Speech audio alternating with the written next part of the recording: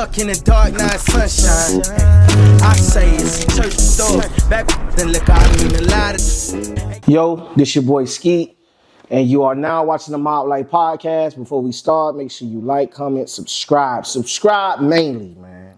Subscribe. Got you. Got my boy Teddy2Stupid on this bitch from down south. Moved to the A, you know. So what's up, bro? And I thank you, appreciate you for coming on the show. I appreciate it. You know it, anytime. So you do comedy. You done got bigger. I'm gonna start from where you was. Like, where you from? What started you doing comedy? Like, what is it? So I'm from Miami, Florida, Richmond Heights. And what got me started doing comedy, honestly, I was a kid, you know, me and my dad always used to like, you know, to watch like the Kings of Comedy and stuff like that. His favorite comedian was Bernie Mac. Okay. So, you know, days where, you know, it was like, you know, rough days, this and this. And I seen like, you know, my dad would go in there, he'll put it in like, you know, the Kings of Comedy, stuff like that. And I used to see like, you know, he's always make him laugh, even though he went through so much shit, like trying to raise us and everything. So I was like, damn, like, I like that. I like to make people laugh. So just growing up as a kid, just always in trouble in school, you know, trying to be the funny man to a point where, in my head, a lot of teachers stuff be like, man, like you always like, you know, fun being funny, this and this. I see you on somebody's TV, like, you know, somebody like, you know, big screens one day. So never took it nothing serious for real. But, you know, football came apart. Started playing for Killian. I played for Killian for 2 years, and I played at the West for another 2. Why you left? Why you left Killian? I ain't gonna lie. It was just like, you know, just me just being hard-headed, stuff like that, not listening to coaches and stuff. But the crazy part, my uncle was the head coach at the West. So I did always want to play for Northwest. Okay. So my mama made me do 1 year with my brother. And then the second year, I was like, you know, she still wanted me to go to Killian because it's like right there around the corner. So got into some trouble, got kicked off the football team. And then my uncle was like, man, you might as well just come play for the West in the city. Yeah. So all that happened, and so just transferred up there to the West, and then rest of history. Yeah. But and back to you said like how I started comedy. So started doing that. Then over years, just being like the class clown, and stuff like that. And I knew I played football. I was good at it, but at the same time, I knew like man, you know, like what position you were playing? I was playing D tackle, but I ain't gonna lie, I was playing everything. I was playing D tackle. You was like that though, bro. I ain't gonna lie, you can ask around, like even like when we used to play like at Coral Reef Park, the little flag football games, so they'll tell you. They'll say like, you know, I was a big dude, but I was like fast for a big dude. So started playing like football, started playing like, you know, D-line, O-line, played a little bit of running back. A lot of people won't believe me, but you know, like a little bit of like middle linebacker and stuff like that. Yeah.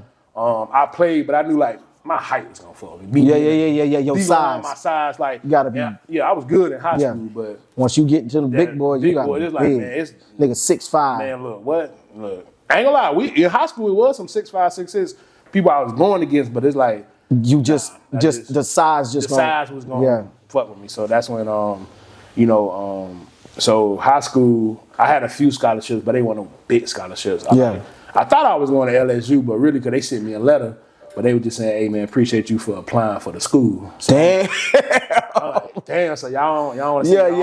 Y'all don't want to see me. So I did get one from, like, you know, Bethune, FAMU said I could have walked on, stuff like that. So in my head, I'm like, nah. So my brother was telling me, like, man, look, you ain't got it all figured out. Just come to Tallahassee. Yeah. You know, go to TCC and get your AA degree. So went up there, did what I had to do. I tried to do the whole walk-on shit, but the shit wasn't going for me. So, you know, I just went to a regular 9 to 5. Yeah. Then I realized, you know, I just wanted to take care, like, you know, just take care of myself just as far as, like, you know, getting a house, getting a car, stuff like that. But I always had, like, this thing for, like, hey, man, I want to shoot movies. Yeah.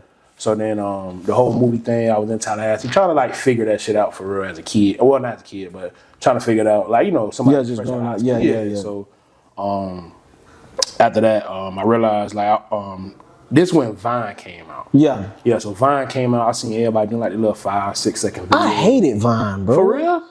Because it was stupid.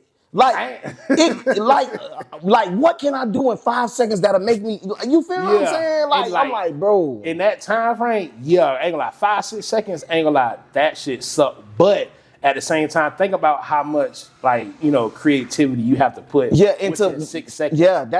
Yeah, so think about all the people that's like at that time that was popping on Vine, like I mean, you just see like them 6 seconds felt like a minute. Yeah. You know what I'm saying? So you just watching, you just scrolling, being funny, stuff like that, 6 seconds. But then that's when Instagram came out with a whole 15 seconds. Yeah, 15 seconds. That was whack as fuck too. I ain't gonna lie. After that, that's what fucked the game up. Like, damn, we got more than 6 seconds. Yeah. Now. So just creators, period. That was something. That was something. Yeah. That was something huge. I think that was something as far as film for people to be like, hold on, bitch. I could create my own shit in 15 seconds and give it to the world. You feel what I'm saying? Yeah. Like the nigga who the black dude. This nigga make money off TikTok. When like people would do some stupid shit and then he'll like do like this, like you know what I'm talking about? Me and my girl, we were just talking about this man the other day. What's his name? What's this dark skin? You talking about dark skin? Yeah, the dark skin dude. Yeah, he be like, what is it? I forgot his name, but dog, you know how much money that nigga made in 1 year? Well, not 1 year, but off TikTok. Just off TikTok, bro. 80 million, bro. That's crazy. 80 fucking million dollars, but just off, not even saying a word, just like just doing this, like man. That's why I say like that social media shit is like, bro. That shit powerful. It's like it's powerful, and it's draining too if you want to like. Yeah.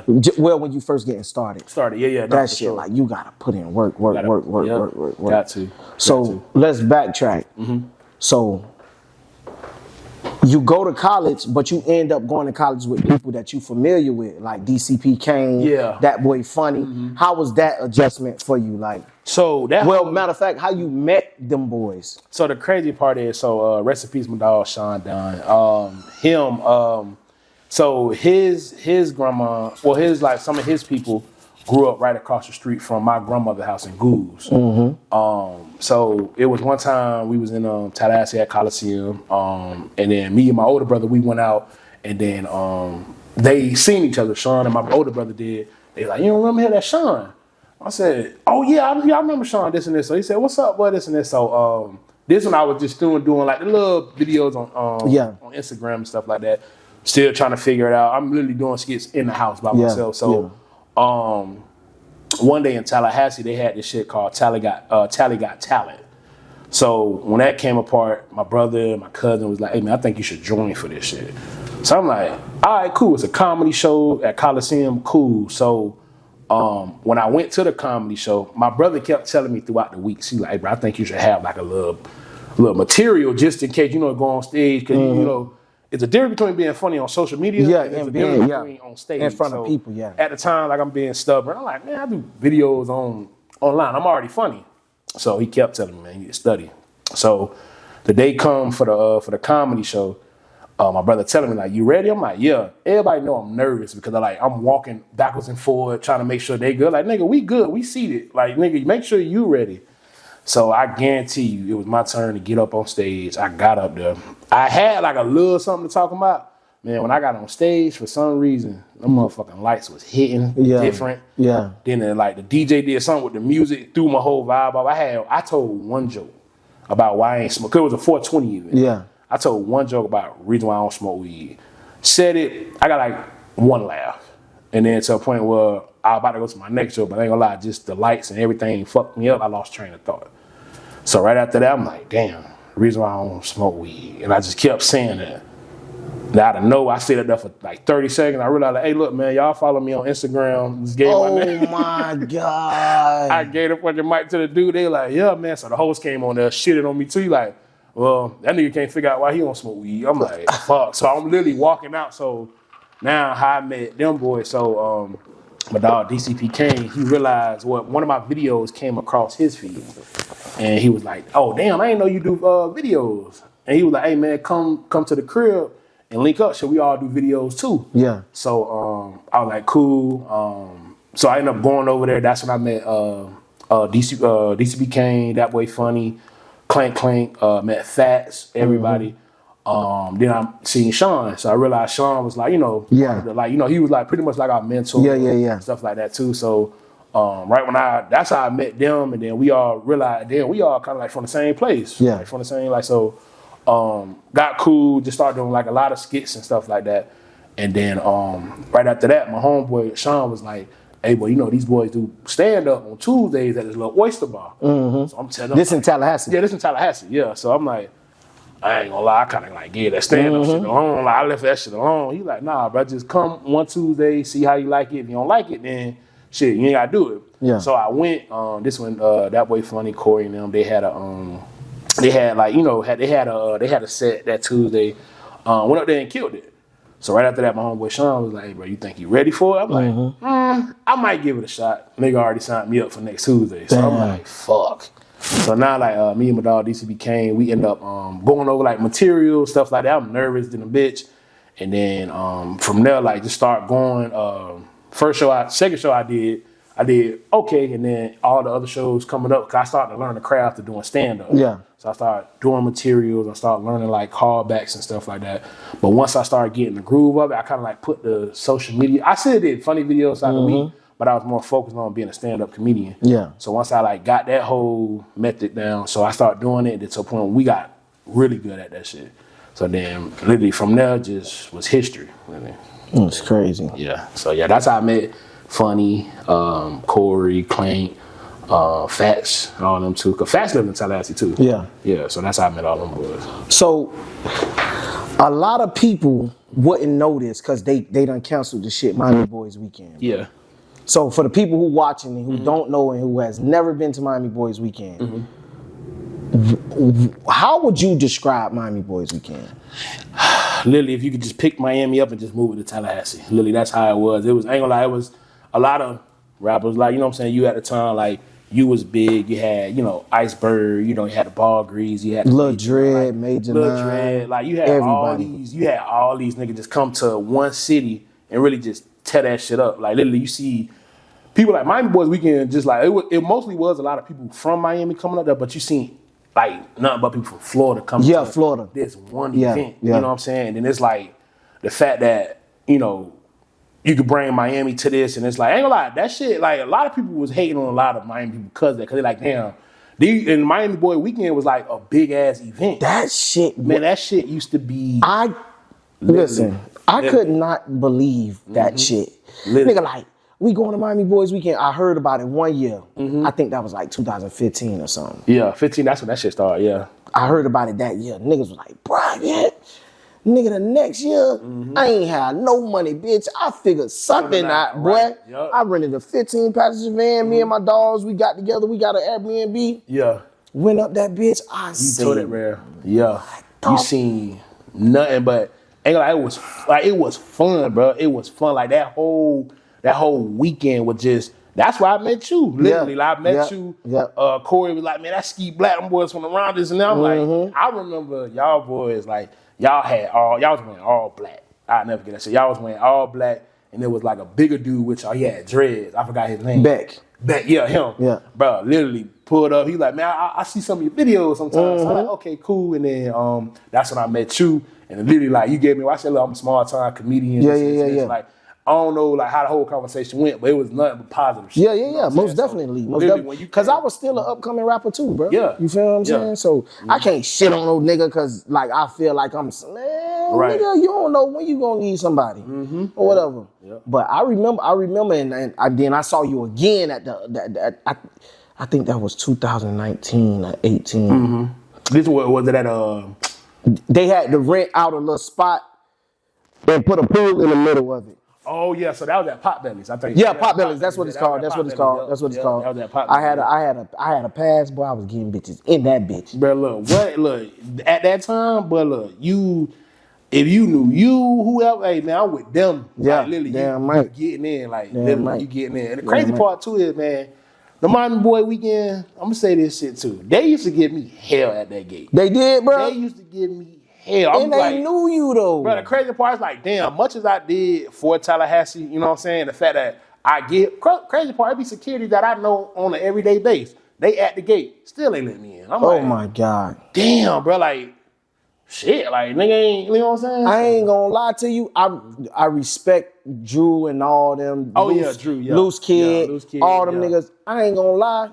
If I would have went to Miami Boys Weekend and they treated me like a shit eater bitch, it would have been a problem. I ain't gonna lie. And I told myself, and it wasn't Loose Kid, Drew and all. It was like mostly like the promoters, security. And Yeah. I told myself, bro, when I get to that moment, bro, And when like I come here, I'm telling y'all like, and I'm gonna bring up this time, bro. I'm gonna literally bring every time they let me in. We got to an argument. I said, watch, bro. I'm gonna be something one day. Yeah. I'm gonna be big. Bro. Damn I'm right. gonna pop. Damn Where right. you be like, damn, Teddy, you don't remember? I knew you was gonna be somebody. Right, You right. treated me like shit at the gate, bitch. Right, literally, bro. It got to that. Now it's like, cause I think last time I went to Tallahassee was, I want to say, about almost a year ago, and I went for like a cousin, like a baby shower or something like that. But when we went out, bro, you can like see and you can just feel like the difference. Like me being there to a point where like I ain't gotta pay for shit. Now I'm like, oh man, get him a booth. Like you know what I'm saying? Now it's like, hey boy, you doing your thing. Hey man, I want to come to Atlanta and I want to, you know what I'm saying, link up with y'all. Like you know what I'm saying? But at the same time, it's like, nah. Yeah. Like, you know what I'm saying? Because it's like when I was trying to be that person. Even at that time, I wasn't even trying to ask to get. I wasn't trying to get paid. I was like, can I just do some shit for free? For free. Just for the exposure, bro. Yeah. Still want that nigga do shit. Even with comedy shows, certain like shit for family when they had like little stuff like that. Like club nights when they used to have, like, you know, like, I don't know, like nothing crazy, but you know, they used to pay like, you know, funny, fats and all them. Even at that time, I was like, hey, look, shit, can I do a little 5-10 minutes like for free just to get exposure? At the same time, niggas, they wouldn't do it. They weren't fucking with it. Yeah. They weren't fucking with it. So, before we started, you was talking to me about the difference from here in Miami. Can you tell me the way that Miami treat their own people? So, and I wouldn't say they don't support. They don't, bro. They. Well, when I say they don't, like, well, family, they'll support you at the time. But far as like just like, you know, for instance, like how, like, for instance, we need like a studio, or we might need a certain place to like film or do something that, or, you know, like if somebody already like at a certain level at a time, like far as social media, music, a lot of them just really want to be like, hey man, shit, you from the crib, like, you know what I'm saying? Let me not like take you on, let me like help you out. And I like, nah, like see the potential and shit. So a lot of people from, like, not saying like rappers and stuff like that. Well, mostly rappers and like, you know, even like content creators and stuff like that too. So if I feel like Miami, if you're not already popping, they not really going, you know what I'm saying? They not going to reach out. They really not going to like, oh yeah, like, hey man, come work. I see your work ethic, this and this and this, until you start blowing. You know what I'm saying? So even with that, like, you know what I'm saying, you gotta do like pretty much your name gotta be known before somebody like start, oh well shit, come get invited here or come do this and this and this. Like, but Atlanta, I ain't gonna lie, literally all you gotta do is just show up. Like literally you show up and then literally just go to talk, like, hey look, I do this and this and this. Like in Atlanta, it's a lot of people that's content creators, cameramans, people that got money, that be like, you know what, I see the potential in you, this and this. They'll try it, and you know what I'm saying, if it don't work, you know what I'm saying, it just don't work. But here it's like they like, you know, they show love. Like, you know what I'm saying, compared to like getting the studio, hey, we need to use this certain, like, far as like getting like a restaurant, like say if you shooting something like a movie or a skit or something like that. In Miami, going like, hey, can I do a skit here? They'll look at it like, skit, what the fuck is that? Like, you know what I'm saying? Not saying like what the fuck it is. They'll be like, nah, I don't really know what the whole shit is. They think like, nah. What it's about. Exactly. Compared to here, they see that, they look at it like, shit, this promotion for that shit. Free promo. Free promo. Shit, like, hey, even if you got 2,000, 3,000, 4,000 followers, they say, man, look, shit. Now the way that social media shit is, they willing to like, oh man, look, y'all come do some skits and just tag us. That's the new shit now. Just tag them. You know what I'm saying? Florida is still, cause too, Miami's still like a lot of Spanish motherfuckers there too. So there's like, we go there and try to be like, hey, I want to do something here. None but Spanish folks, this and this. So it's like, I get it. But here in Atlanta, it's more like, you know, you got a lot of black-owned businesses that are be cool with you. Like, oh man, you can come shoot a video here. Even studios and shit here. Studio, hey shit, look, I just built a studio. Shit, I need to get my studio out here and work. Like, you know what I'm saying? Let me invite a lot of content creators to come do skits here. Hey, this shit free, but just tag my page. Yeah. So when people see like, oh, this is a nice setup. Exactly. Hey, where y'all do this at? Literally, that's how content creators work. Even when rappers need certain places to like shoot their videos at, they people to reach out like, hey, where y'all seeing this at? This and this? Cool. How much they charge? Yeah. Cool, we got that. So yeah, that's the difference between. Yeah, Atlanta. So Atlanta is way more supportive. Yeah, for sure. For sure. Miami, them niggas want to kill each other. Literally. From a different neighborhood or whatever like that. And it's a lot of Spanish people that don't give a fuck. That don't give a fuck. They don't care. They just want, you know. Bruh, I want to move here so bad. Like even the neighborhood that we in now. Like I'm like, bro, what the fuck? You literally, bro. Nigga, I'm paying this in Miami, and I don't live like. Bro, I'm telling you, what I'm saying? paying right now in Miami. Literally, bro. I'm not gonna say, bro. Look, sometimes but like you said, you already talked about it. Yeah. But when that time comes, bro, don't hesitate. Yeah, man, jump out there, literally do it. Especially it's like, you know, the opportunity is here, the help is here. Like, you know what I'm saying? We ain't like, even like not speaking about me, but other people, like, they not on no. You got some people that like, they're like gatekeeping shit, like, you know what I'm saying? But other people out there is like, man, fuck that shit, let's work. Yeah. You know what I'm saying? So I'm willing to, hey, you know, with the studio, let me see the information. Yeah. Hey, you think I can get in contact with these people? Hey, look, I'm finna see the number. I'm finna, hey, look, hitting them up. Hey, now however you build your relationship with them, that's you. You know what I'm saying? But at the same time, I'm not finna gatekeep or, you know what I'm saying? Hey, man, look, let's work. You know what I'm saying? You my dog, you know what I'm saying? So, yeah. I see that. I know for a fact, if I just come up here and live up here, 305-504, bro. Literally. If I come up here and just live up here, I know that the people who have the platforms like you, That Boy Funny, YBZ, you feel me? Like, and I know y'all boys, and like, damn, bro, we'll help you out. I can't help you in Miami though. Yeah. Nigga, you too far. I can't do nothing for you. And that's the sad part. Yeah, I can't even like, hey, look, you come to Atlanta, hey, boy, I got you. But it's harder.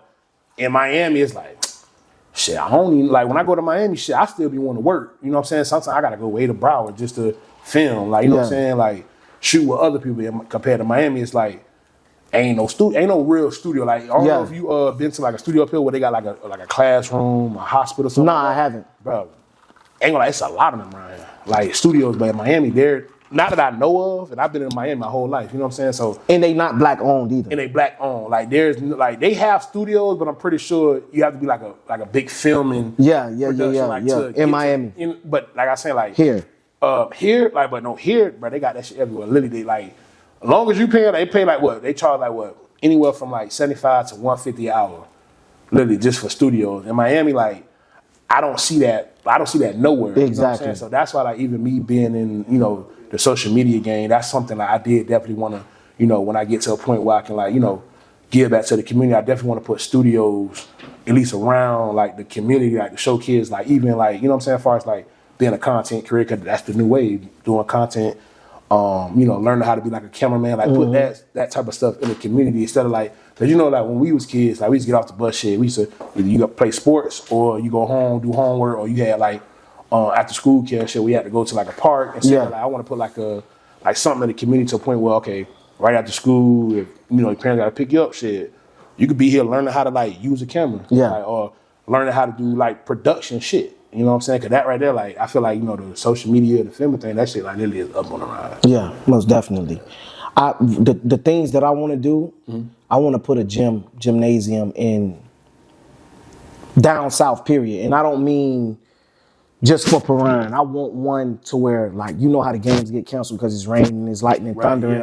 I want something like big enough, like, yo, this is it. Like, nigga, the West play, whoever is raining, it don't matter. We in this, that's what I want to build, like something big as fuck like that. Like, okay, the big games, these the championship games. Everybody come here. You feel what I'm saying? A place where everybody could come and park and in the midst of building that, like, giving people jobs. Literally, You feel me? Like, you love coaching, you love kids, you love, like you said, after school care programs. Like, this place is the place for that. You feel what I'm saying? That's something that I really want to do. And sometimes I get discouraged just because where I'm at, which is Miami, these niggas, boy, I swear to God, bro. It's like they get mad at me for telling the truth.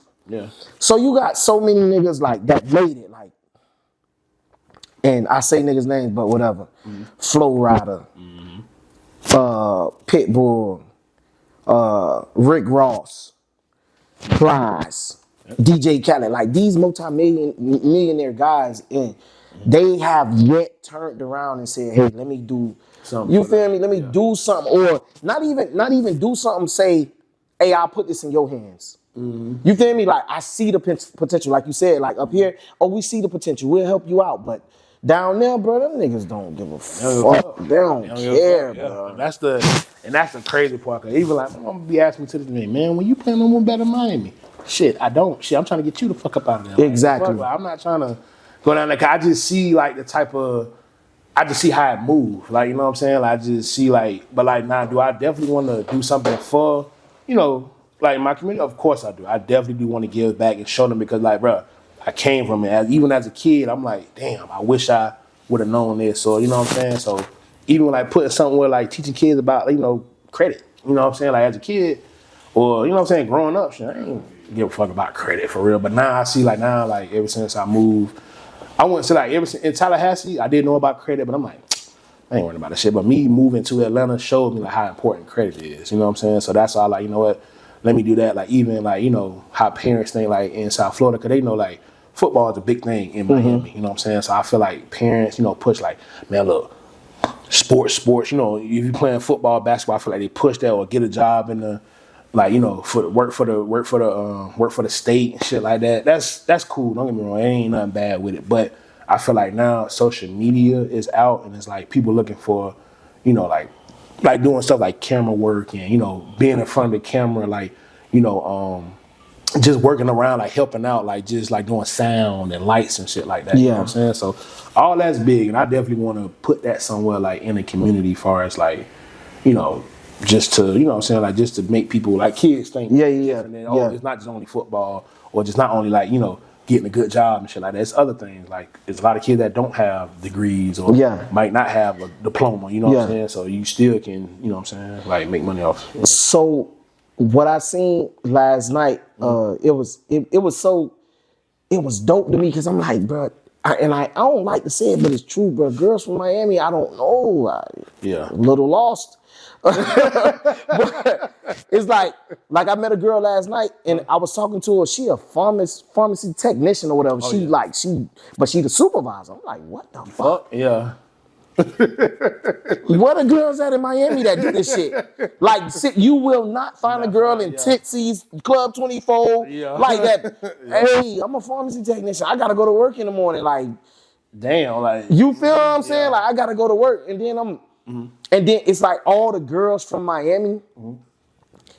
And I'm sorry to generalize y'all. I don't mean all, but majority of y'all girls from Miami, they looking for a nigga to take care of them all the time, bro. Like, and that shit is so annoying. Like, you can't get your own shit. Like, you just waiting for a nigga to give you something so you can feel like you doing something. Oh, my man. No, you. You feel me?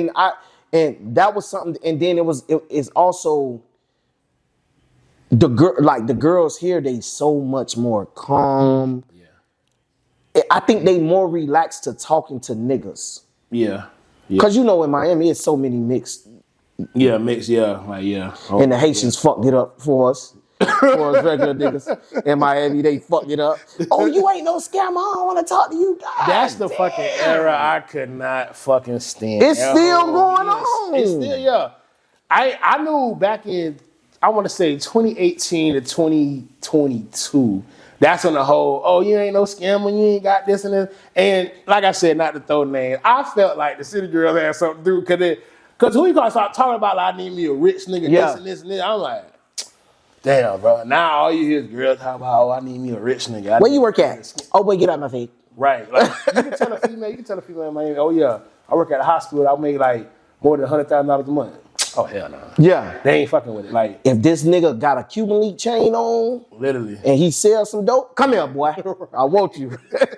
That's literally how that shit is. But no, don't get me wrong too. So even in Atlanta, it's like I said, everybody in Atlanta is famous. Like, I ain't gonna lie to you. So everybody like, oh, you don't know who this is? I'm like, nah. Like, oh, he do like something like, oh, he blowing on TikTok or he be known as like #1 promoter. So everybody has a name up here for themselves too. And at the same time, it is women up here like that still that, if they see a nigga with a like a 9 to 5, they'll look at them different. Like, you know what I'm saying? Like, oh, 9 to 5, like where you work at, this and this. But then at the same time, like, oh, I work at the hospital, this and this and this. They might be like, cool. But at the same time, now it's like, they want niggas that could just buy booths and he could take me to have a good time on this. Now, there's a lot of females like that here too. Don't get me wrong. I believe it. Yeah, it I definitely know is. this. Like, literally. Hey, all these rich ass niggas in Atlanta, too many of them. Literally, it's too many rich people, and then at the same time, bitches, the shit here, they be like, oh, can you buy me a hookah? As soon as you buy them a hookah, you good. But look how that shit is, bro. I'm telling you, them females here go crazy over hookah. Hookah. You buy a bitch a hookah and buy her a few shots, and you get some. You buy them some lobster fried rice. You good for the night. I'm telling you, that's really, I done seen this shit. I'm like, literally, nigga, I seen it, and plus it's a lot of Africans up here too. Man, I seen one today in Walmart. That shit was funny as fuck to me, bro. I don't know if they was African, but she looked like a goddamn African. Yeah. She had a big ass dress on, like, but she had her whole, like, her thing covered up. And, Oh, yeah, like, yeah. You're African. Well, yeah, nah, man. Hey, bro. So these girls down here are crazy. Somebody bought a hookah last night. Who bought a? Oh, you bought? Oh, look, hey, let me. The hookah thing for men. Don't get me wrong, but in Atlanta, this is a comedy thing. Yeah. If a nigga buy a hookah, it's like, hey man, nah, don't do that shit, bro. Like for us, that's just something like it's a Miami thing. It's a joke for here because a lot of niggas here they smoke hookah.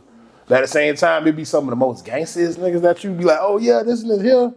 Man, they bring that motherfucking hookah out, the motherfucker be blow. I be like, nah, I hit the hookah though, bro. I don't think there's nothing wrong with the hookah though. Well, I mean, a lot of niggas too gangster, bro. Yeah, like don't get me wrong. I ain't gonna lie, I hit the hookah every now and then. Like if I'm in the club and somebody like one of my dogs or like, got something, I like, let me hit that bitch. But at the same time, it's like once you go like, and that's the first thing you ask for is like, or hookah.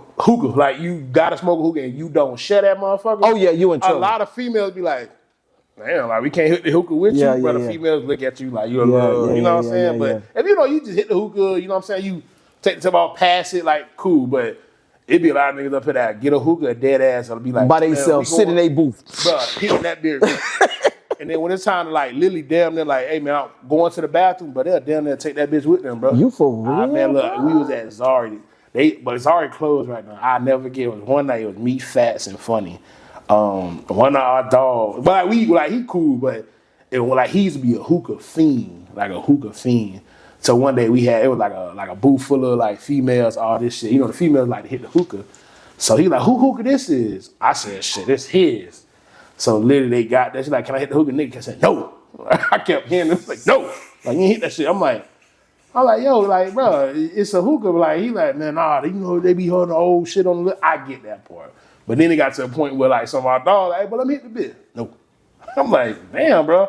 So one day, like, we all kept fucking with him and fucking with his hookah, because we'll take the little thing, got the little hookah shit, and we'll hide it playing around the club. So point out one down, he got mad. He like, nah, fuck that. I'm gonna go to the bathroom. I said, but you finna take the whole hookah with you? He like, yeah. But yeah. That nigga played. The whole hookah with him. That nigga played. Took the whole hookah with him. That nigga played, man. Yeah, man.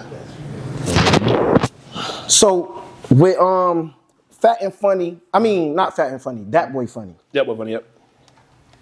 Where did you see the change with him? Like, cause bro, it looked like bro done elevated, like shit done got good. So the change with him, like I said, we was in Tallahassee. He was already like, known, like, but he was already like kind of known. He had a name for himself, like Tallahassee and stuff like that. When homecoming come, they always be like That Boy Funny, or they'll have Fat and Funny that's from the crib to come to Tallahassee. Like, you do like FAMU comedy night, stuff like that.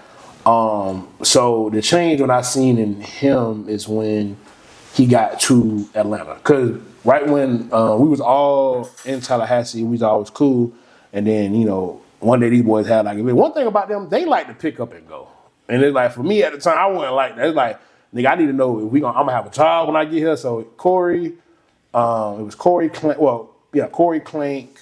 No, I lied. It was Corey, Funny. I know Marley went at the time, but they all just picked up and left. They went to LA, so they got to LA.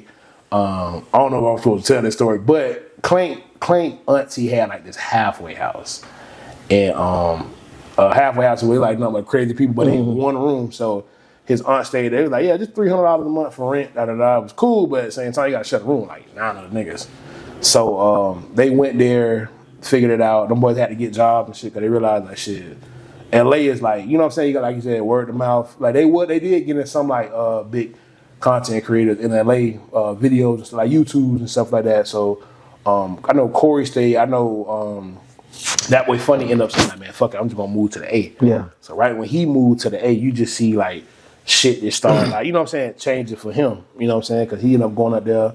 My homeboy Sean, he moved up there, and they just started doing like a whole, just getting into shit. You know what I'm saying? Then to a point where him and Fats had the song Big Boy on the Roof. Yeah. Right at that time, that's the change. When I see, he always had the followers, because you know he always posts and go viral. But the change when I seen, well, for me, when I seen it was when they did the Big Boy on the Roof. Right when they did that, it's like him and Fats, this shit just skyrocketed. Yeah. To a point where we get invited to the BMF premiere. Well, let me not say we got invited. We snuck in that motherfucker. But yeah, you just see like clubs, like, you know, like they doing club appearances, stuff like that. And yeah, ever since then, it was history. Bro been doing good. Bro doing good as fuck. Yeah. So with you doing your comedy shit, what made you, how you linked up with Rob? That's what I want to know. So how me and Rob got it? So I used to always watch Rob like when I was like in high Yeah, because he always had clips. Okay, wait. Let me stop real quick. Yeah. So Rob been doing videos by himself with the girls. Like he do the content with the girls, like this before y'all shit. Just what?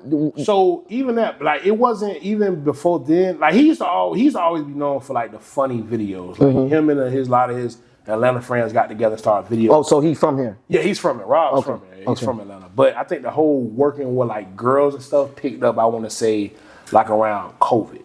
You know what I'm saying? Right when you start working with like, you know, with the, you know, the beautiful girl with the, you know, BBLs and all that shit. It's picked up like around COVID, and then from there he just took off with it. Like so, yeah, and that's where that whole era came from, as far as with like Rob working with the. But how me and Rob met, like I said, I used to always like I was in like high school watching his videos, like on YouTube, YouTube at first.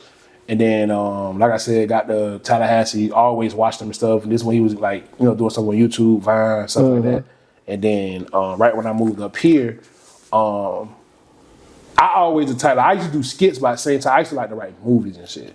So, one of my homeboys, Marley St. Cloud, he told me, like, I ain't gonna lie, bro, you like to write movies. I need to put you in contact with Rob. I said, you talking about Robbie World? He's like, yeah. I said, yeah, I know, bro, like this and this. He's like, no, I'm putting it. I said, nah, you ain't even got to call him, don't do nothing. Like, if it's in God's eyes, it'll work. You know what I'm saying? Yeah. So, because Rob at the time, he did a lot of movies too. Like, so he was known for like doing movies, like little short films in Atlanta. So, like I said, I was hanging with Fats and Funny and stuff like that. We were doing skits to a point, like one day we went to some content creative event and then we seen Rob. So, said, what's up, Rob? My name Teddy. This I'm from Miami. I be, you know, Fast and Funny and all that shit. We should I do skits? So anytime you need like, you know, somebody like to play a funny role or something like that, I do movies too. Shit like that. He's like, all right, cool. So we changed numbers, but at the same time, at that time, I'd be like, hey, yo, this Teddy, like, you know what I'm saying? And I get like, you know what I'm saying? I don't know who you is at the time. Cool. Like I get it. Like so, it got to a point where, like mutual friends between me and him. We started doing skits, ended up going to their crib, and then Rob had came over and I had came over. So he started to see me a lot as far as in people's skits and shit up here. So then I think we went somewhere to like a pool party or something like that. But we ended up like just talking about a whole bunch of shit. He was like, bro, where you from? I said, I'm from Miami, this and this. And he said, yeah, I see you be with like, you know, you Funny. In fact, I always do videos together. I said, yeah. So literally that night, like we just like literally it was like a group of us just started talking about a whole bunch of stuff. And he like, you know what? We're going to come up with a group called TS4L. So pretty much TS4L is like these skits for life. So start doing that. And then that's how me and Rod started getting dumb cool. Like literally just start doing like content and stuff like that to a point like even with the podcast, him and one of our other friends, JG, some producer that he like that knew him and his dad at the time came, you know, they went to some event and they seen Rod. They knew Rod was like big. They was like, hey man, I got this idea for a podcast. So Rob was like, yeah, I'll give it a shot. So me and Rob already like got cool and stuff. He was like, hey man, come with me to this podcast. I want you on as a guest. So right when I went on the guest, like I'm in the other room, I'm chilling, like literally just waiting till my time to come to interview. So it was him and one of our other homeboys. So they was doing a podcast with these other creators and stuff like that. So they seen the chemistry between them two. They like, all right, Rob doing most of the talking, but the other dude like kind of laid back. So right when it was my turn, 'cause I was one of the guests. So I came on. And then the producers and them seeing like how good me and Rob chemistry was. Like we laughing, cracking jokes and shit, like having fun. So the producers like, hey man, I think Teddy should be, your host. Co-host. Yeah, the co-host, you know what I'm saying? So he was like, I don't think, he doing his own thing, da da da. He like, just ask him. So when he asked me, I'm like, shit, I don't care, like, but I wasn't trying to step on our dog feet at the time. But at the same time, I talked to him, I like, hey, they offered me, like, bro, he said, I don't want to do that shit for real. I said, you sure? He like, yeah. I said, look, they offered me this shit. He like, bro, do it, bro. I don't want to do that shit. I'd rather do like skits and shit. So I'm like, all right, cool. So I did that. So I end up like, telling Rob I do the whole podcast on this shit. So yeah. And that shit is doing good for y'all. Yeah, hell yeah. It's doing real good, bro. It's definitely doing real good. Bro, I be seeing y'all boys clips everywhere. Yeah. I say, look at motherfucking Teddy, boy. You know what I'm talking about, bro? Yeah, literally. You know what I'm talking about? Yeah, just been taking off with the podcast, and it's been going good, bro. It's definitely been going good. And the crazy part is, it's like, bro, the niggas who been doing it, they still doing it. Yeah. Like when we first started, like it was like, bro, keep going, bro, keep going. And then now we here, like, literally, you feel me? We got our own platforms and shit like that. You feel me? So I really appreciate that shit. Yeah. So what's the process of y'all getting the girls, like, or other people do that shit for y'all? Like, so back then, like I said, we had like a little following. So we used to always, like, when we started the podcast, my producer be like, hey man, y'all know a lot of females, y'all work with a lot of females, just like reach out to them, see if they can get on the podcast. So we used to do that. Like, it was mostly Rob doing all that. Cause he been had the females, this and this. So he used to always call them, like, hey, y'all want to get on the podcast? A lot of them say yeah. So we'll get on there. I just be like the comedy relief and stuff like that, to a point where we start working together again. And even with the podcast, a lot of girls that stay in town, we be like, hey, you wanna stay for like an extra day, do some skits? So they'll be like, yeah. So we'll work with all the females to a point where we start just having. It was supposed to be an entrepreneur podcast, but we just turned it into like this other podcast where we get like all the like the OF chicks and stuff like that. To a point where the podcast got big enough to a point where they see like a lot of our videos going viral, because some of them girls on there saying some wild shit. Yeah. You know what I'm saying? So it'd be like, and then two would be saying some wild shit in our reactions and shit too. So we'll see that, we be like, oh damn, like what the fuck? So then it got to a point where we just started building that whole algorithm up to a point where not just females all over the United States just want to come on y'all shit. Just like, hey man, we want to be on this podcast.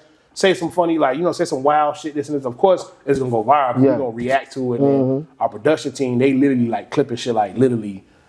We're, like I told you, post 3 times a day, but with them, they post at least, like, 10, 15 times a day. Off just shorts, reels, and all that. So once they see it, one of them going to catch. So one time, we had this girl on the show, and she said something about, like, having said, like, Dr. Umar, the dude. Yeah. To a point where, he reposted it. Him, when he said, seen a white girl, he was like, oh, hell no, what the fuck? Like, bro, that's the type that's what you need. That's what you need to, you know what I'm saying, to, like, go viral for, like, a podcast. So once you get those moments and see, like, even when you come on a podcast and watch the whole podcast, she like, but these boys funny, or they be having some of the baddest women, like, but at the same time, they'll think, like, oh, but literally, we'll get on there and we'll just have, like, fun. Like, we'll ask some questions, like, sex questions, stuff like that. But we'll still have fun. Tell them, like, what's the most crazy experience you ever had? Like, and their reaction, like, it'll be, like, crazy. So, that's the play. Yeah, man. So, you being a content creator, like you was telling me in the kitchen, can you give the people tips, like, for people who will watch, like, what can you do to help if they trying to build a platform? Like, what are some key points that they need to be doing? Like, some key ones. One, learn the craft of it. Learn that you have to post at least. If you're not gonna post 3 times a day, at least post once every day. At least post it. See what's like. Okay, see what's working. See like the type of angle like everybody's filming in, instead of the, like, the side way like this. Everybody's more filming vertical like this. You can use the like the high def camera and stuff like that, but the phones literally is like where it's at. And be consistent too. Be consistent. It's gonna be days where you tired of that damn phone, bro. Literally, I mean, you gonna be tired. You tired of the phone. Not even that. It's just you gonna see what like, man, I ain't getting the comments. I ain't getting the views. I ain't getting the likes. But at the same time, like it's literally like you just gotta keep like posting. You gotta keep posting. You got to. You gonna have thoughts where it's like, man, I'm tired of this shit. I'm tired of this shit. But I'm posting shit. Shit ain't working.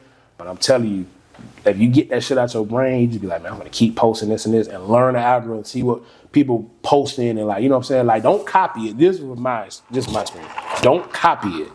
Come up with your own way. But far as filming it, putting words in the video and stuff like that, use that. But far as like, you know, and then like, don't be scared to like, you know what I'm saying? Like the post. Cause people like, I don't like the way I sound. Yeah. I don't like the way I look. Yeah, like man, fuck man, post that shit. If you want to be a content creator or something like that, man, post that shit. Post your bad days and your good days. Man, post that shit because I'm telling you, one day out of nowhere, literally, you going to wake the fuck up and you going to see. My shits came through my email. My shit went crazy on Facebook and Instagram. Yeah. I never checked my Instagram at the time. I'm like, I ain't getting no views for real.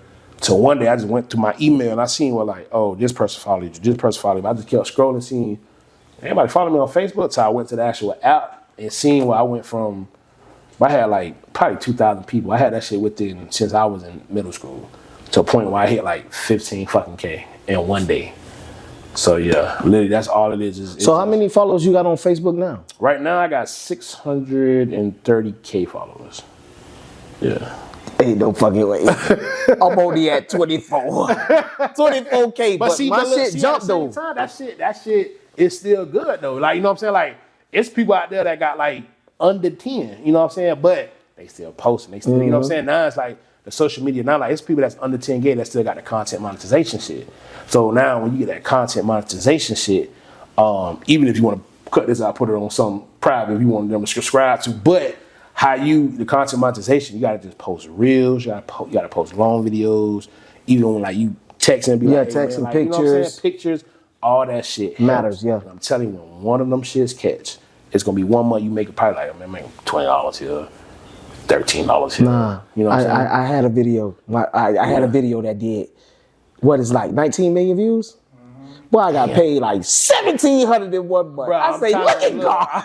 Look, I'm trying to tell you, all it takes is that one video, like that one. I say, God damn, boy. But back in the day, like I want to say like 2021, 22, man, Facebook used to be so sweet because it had this creator bonus program.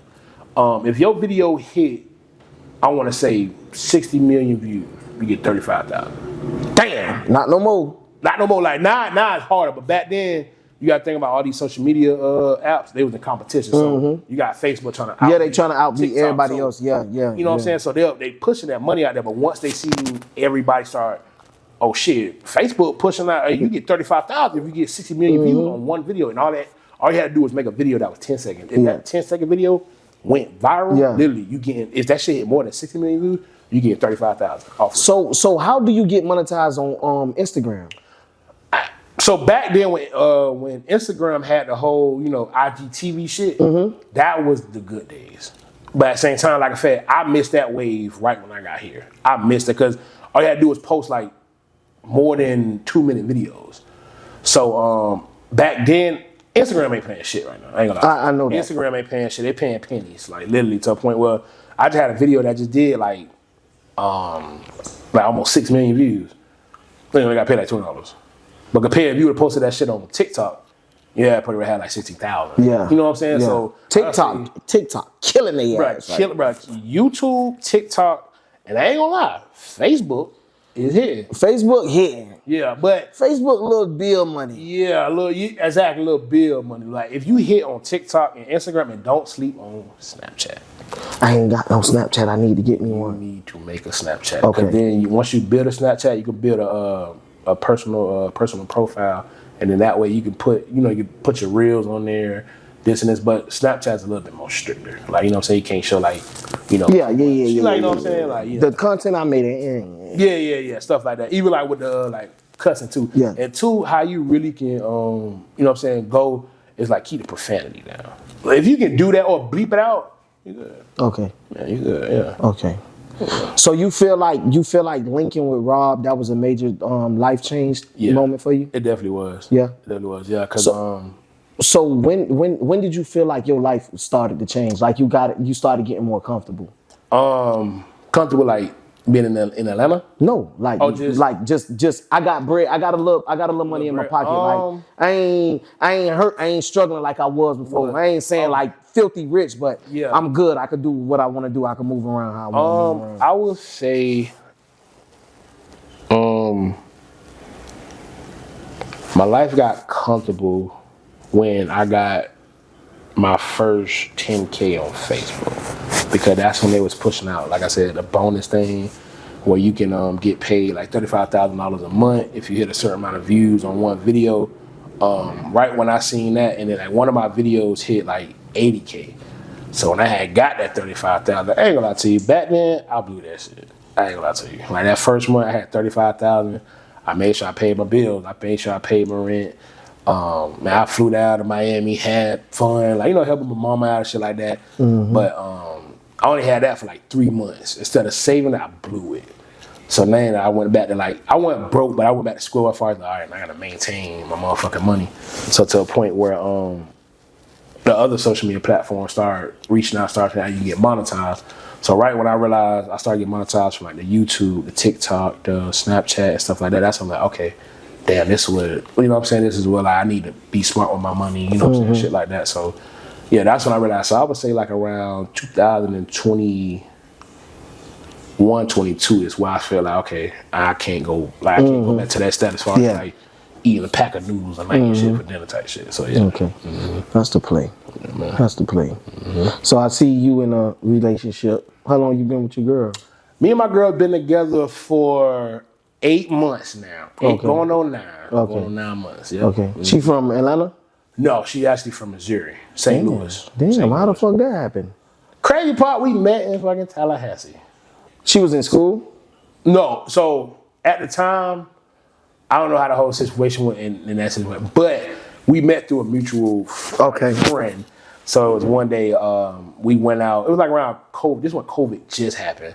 And this when everything in Tallahassee was closed. You know, it was me, my cousin, his girl. So we was like, we just gonna pull up. The liquor store was closed, but we just like parking lot pimp. So we went there.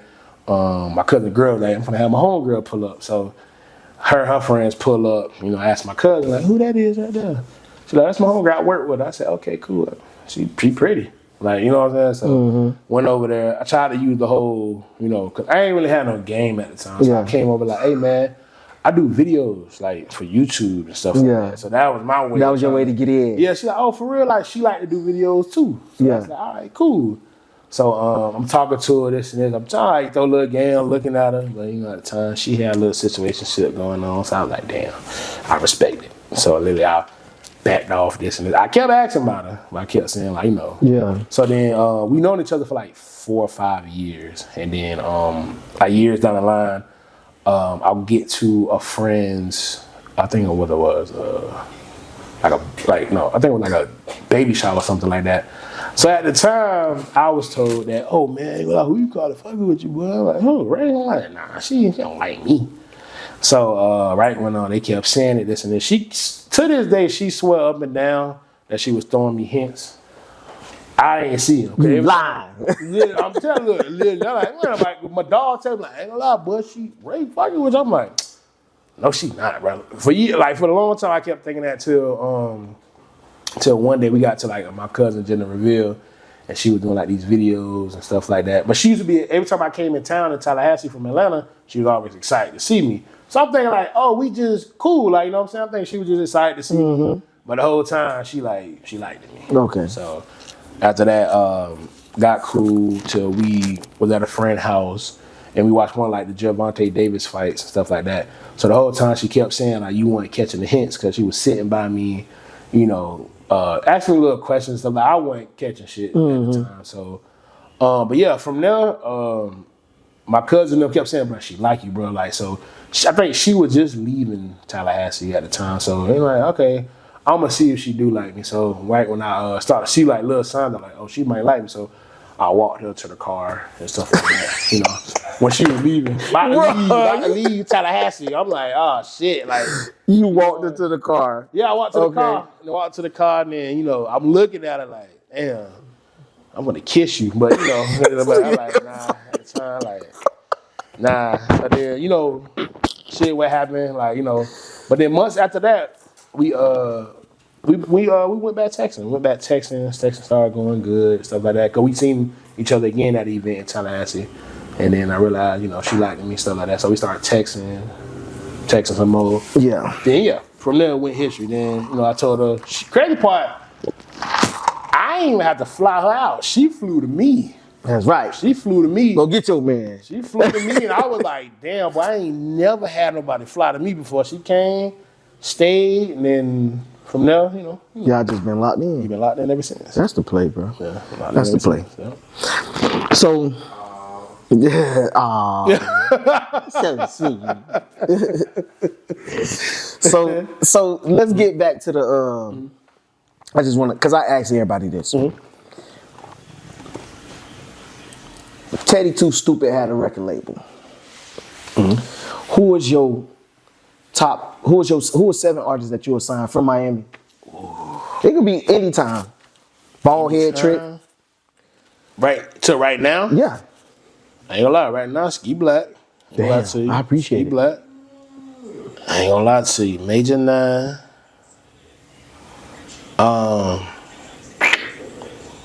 Major 9. It's 3? Yeah, this will be your third right here. Third, so you got 7 people, bro. Major 9. Signing. Ooh, shit. Dread.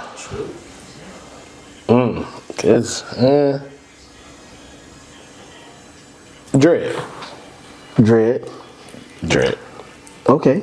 Yeah. You got 4 more. Trick. Oh, I got 4? I said 7. Oh, you said 7. Okay, so Ski Black, Major 9, Dread, Trick. We can use them too. Yeah. Oh, yeah. No, Miami. Oh, Miami. Miami. Okay, so Ski Black, Major 9, Dread, Trick Daddy, Ross, Bird. You got 1 more. If you say the wrong one, you in trouble because it's only 1 more. Mike Smith. That's a nice one, but a lot of people would have said Ball Greasy. Ball Greasy. Damn, Ball Greasy. A lot of people will take Ball Greasy over Smith for their record label. You would take Smith? That's cool. Smith, bro. yeah. So Mike Smith, yeah. I would even take Trina. Trina? My 7 right now, I ain't gonna lie to you, bro.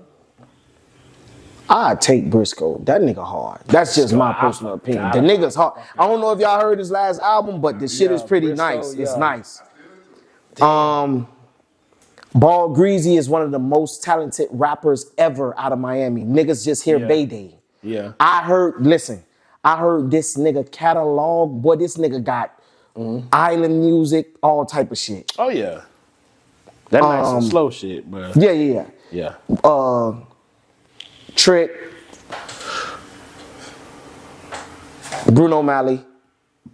Bruno, okay. I don't even know, bro. Ross, Trina. I'll take JT from the City Girls, not Carisha. I'll take JT. I want JT by herself. She's so goddamn fine. Chocolate drop. Finer than a bitch. And I don't even know who else. Oh, Piccolo. I fought with Piccolo. Piccolo has some good music. Yeah. And that's about it, bro. Okay. Yeah. And that's love. So my last question before we go, bro, will be, what's your biggest regret as far as you doing what you've been doing? Something that you feel like you would take back, or something that you feel like you should have responded to sooner? Biggest regret for what I do now. I would say not taking risks, honestly. Like not just, not jumping on something because I'm scared of, like what the outcome is gonna be. You know what I'm saying? As far as like instead of me just knowing like, man, I'm gonna go do this shit, but at the same time I'm scared. You know what I'm saying? To a point where I just said, man, like once I did it, and like even like to this day I still just take risks. Like literally I just go for it. Like now back then it just like, even if like I told myself too, told my grandma, if I would have moved here like I want to say 3 or 4 years before I actually moved here, like I ain't gonna lie, I would have did like so much then, because it's the stuff that I know now, like the connection that I have, you know, just being in those certain rooms and stuff like that. It's like that's me being scared. Like, even being in Tallahassee trying to, damn, I'm finna move to Atlanta, I'm finna move to LA. It was nothing stopping me. I was just scared like I kept The thinking, new beginning. Yeah, the new beginning. I'm thinking worse because I'm used to being around my brothers, my family, you know, just being around, like, you know, I got accustomed to working a 9-to-5 job, working 3 of them shits, but at the same time, like, if I get up, it's like, damn, I gotta start all over again. So it said that's what it is, just me trying to, like, just do that shit.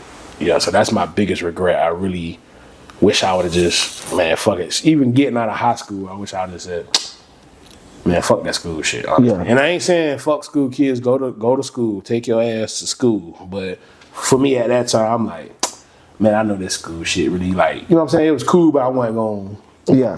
you know what I'm saying? Even with football, I knew I was trying to, me, after high school, still trying to be on somebody's football team, trying to go to California and play football and all this for a JUCO and shit. In my head, I'm like, nah, but yeah, that's what it is. So how long you been in Atlanta? I've been in Atlanta going on like 5 years now. Damn. So would you advise anybody that needs a push in their career to move to Atlanta? If they got that creative mind state, that drive. Would I push them to go? No, would you advise them to move to Hell yeah. Yeah. First of all, African American, yes. Definitely come to Atlanta because it's like, one, it's not that far. If you from Miami or anywhere really, like, it's here, like, whatever you looking for, you can find it. You don't have to have no, like, don't get me wrong, like certain jobs you do have to have like a diploma or a degree or something like that. But to try to, like, you know, man, I want to do this and this, like, Atlanta is literally where it's at. Like, literally, like, if you're trying to be a cameraman, if you're trying to be in front of the camera, like, you can go to these places, you can audition, like, you know what I'm saying? Like, Atlanta definitely, it's where it's at. You know what I'm saying? It's not expensive. It's not too expensive. You know, the opportunity is definitely there. Like Atlanta gives you a chance, especially for like an African American. Like, they give you a chance. They try to, you know, but at the same time, like, you got to put in the work. You can't just be like, oh, I'm gonna do one video or I'm gonna do this shit for a couple months, and like, no matter how long, if somebody is gonna see that shit. So I advise somebody, like, even if you're not in Atlanta, just keep doing this shit. Just do it. Like, man, if you want to get that exposure, far as like, okay, like, if you're a rapper or you're a comedian, or, you know what I'm saying, even if you want to do podcasts, like, here's like people that has money, that has studios and all that shit, but they just don't have people that want to be in front of the camera. Like, literally, they willing to put that shit behind you. They willing to put money behind you. Like, not saying Miami don't have that, but Atlanta is more people that will do it. They see the talent in you. They see where, because a lot of people that came from Atlanta that they seen, like, even people that wasn't from Atlanta that moved from like another city or state that moved to here, they seen like, man, this motherfucker got talent, and they literally give that person a shot. But once you get it, it's like, take that shit serious. Just because it's something small, like, like, for instance, somebody wants you to do like a promo for their restaurant. Man, treat that shit like, if it's like, boy, Tyler Perry called. You know what I'm saying? Treat every moment like, man, look, this could be it.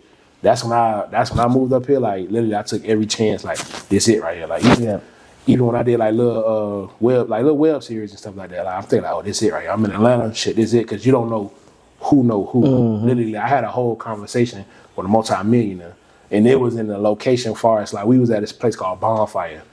Dude was a multi-millionaire, but I'm literally at the bar. I'm chilling, like, I'm being funny with the bartender, like, you know what I'm saying? Like, he laughing the whole time. He, I think he was like some big producer for somebody. He owned something. I think he owned like a Johnny Chicken and Waffle or some shit like that. But he was a multi-millionaire. Just talking to him, like, you don't know who you're, and don't be scared to talk. Like, just say like, hey, look, man, I'm doing this and this. Like, talk. If you come out here with the whole, Man, I know who I am. I'm trying to be raw. You trying to be in the booth, or you ain't like, even like what you taking pictures. Like anybody that asks me to take a picture, I would never tell them no. It don't matter how busy I am. Hey, can I get a picture? Hey, come on, let's do it real quick. Like, you know what I'm saying? Even if I'm super busy, hey, I always got time to take a picture.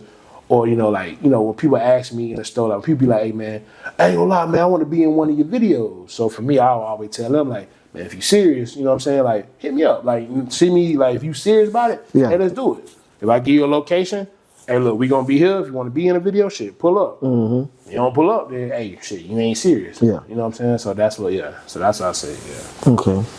Opportunity, yeah, for sure. Opportunity. Yeah. So, just an episode with Teddy2Stupid. I appreciate bro for coming on. No, hell yeah. Make sure you like, comment, subscribe. We in the A. First episode in the A, nigga. Not the last episode, too. No, it's not. More coming. Yeah. I appreciate you, bro. I really do, bro. You know it, brother, anytime, bro. This is the Mob Life Podcast, man. Before you end it real quick, man, this is the only dude, Miami Boys Weekend in Tallahassee, that literally seen the vision too. Like, man, y'all boys seen fun. Like, you know what I'm saying? You seen funny, all that. He actually gave me some positive shit. Yeah. And that's what made me keep going for it. I knew who he was, you know what I'm saying? But he talked to a nigga, so yeah. Just to put that out there. I appreciate that, dog. Yeah, for sure. Hell yeah. So I gotta go hard, ain't no halftime. I was stuck in the dark, now it's sunshine. I say it's church door. Back then, look, I mean a lot of.